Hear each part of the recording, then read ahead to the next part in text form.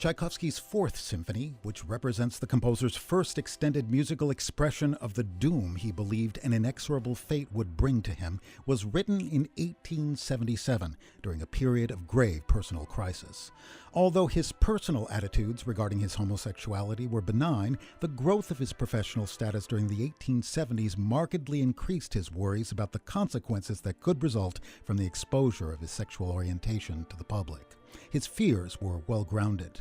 Documented bans on homosexuality in Russia existed as far back as the 1600s, and this type of repression, reinforced by the power of the Russian Orthodox Church, was taken for granted under the Tsars. Seeking a way out, Tchaikovsky developed what he believed to be a viable plan, which he revealed to his brother Modeste in a letter he wrote in mid-October of 1876. "You say that one shouldn't give a damn about gossip. This is true only up to a certain point. There are people who cannot despise me for my vices simply because they began to love me when they didn't know that I was in fact a man with a lost reputation. For instance, this applies to our sister. I know that she guesses everything and forgives everything.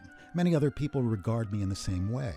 But do you really believe that the consciousness that they pity me is not painful to me when, at bottom, I am guilty of nothing? Is it not terrible that people who love me can sometimes be ashamed of me? This has happened 100 times and will happen 100 more. In a word, I should like by marriage or by a generally open liaison with a woman to stop the mouths of contemptible creatures whose opinions I do not in the least respect, but who could cause distress to people close to me. I won't do this hastily, and I do not intend to take a yoke upon me. I shall only enter into a legal or extramarital union with a woman if I can fully guarantee my peace and freedom."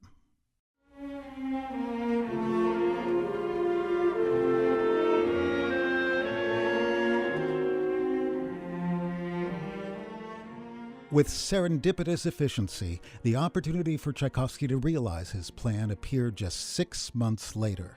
In early April of 1877, he received a letter from a 28-year-old conservatory student named Antonina Milyukova, in which she confessed to a long-held, passionate attraction to the composer. Instead of turning aside what was essentially a starry-eyed fan letter, Tchaikovsky began a correspondence with the young woman that moved the relationship forward, albeit on two different planes. Within a month, his letters were including warnings of the "be careful what you wish for" variety, in which he spelled out his principal requirements for a marriage: a completely platonic relationship, total acceptance of the primacy he gave to his work, and unquestioning tolerance of his constitutional irritability. They met for the first time on the 1st of June. 3 days later, Tchaikovsky made a formal marriage proposal. The wedding took place in Moscow on July 18, 1877. Predictably, the marriage was a disaster, lasting only 11 weeks, half of which Tchaikovsky spent at his sister's home in the Ukraine, 550 miles away from his new wife. On October 6th, he fled for good, spending the next 8 years traveling abroad.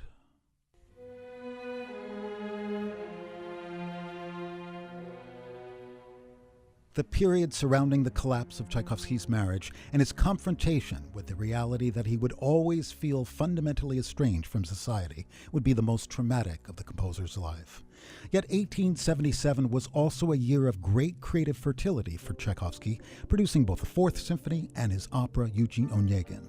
And while it's clear that the symphony became the primary expressive outlet for his emotional torment, the work doesn't trace his recent experiences through a specific quasi-literary narrative, and thus differs from the program music of Berlioz and Richard Strauss. Although Tchaikovsky wrote up an apparent blow-by-blow description of the piece to satisfy a patron, the programmatic elements in the Fourth Symphony are actually more abstract, as he explained in a letter to a colleague.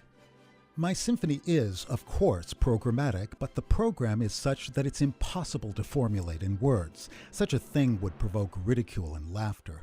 But isn't this what a symphony ought to be? Shouldn't it express everything for which there are no words, but which gushes forth from the soul and cries out to be expressed, as in Beethoven's Fifth?